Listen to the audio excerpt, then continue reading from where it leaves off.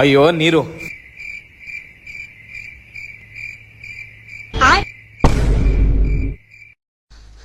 ಯಾರು ರಾಜ ಇಲ್ಲಿ? ನೀವ್ ರಾಜನ? ನೀವ್ ರಾಜನ?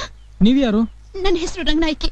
ಏನು ರಂಗನಾಯ್ಕಿ ಅಂದ್ರೆ ನೀವೇನ? ಕನಸುಗಾರನ ಈ ಕವನ ನೀನಮ್ಮ.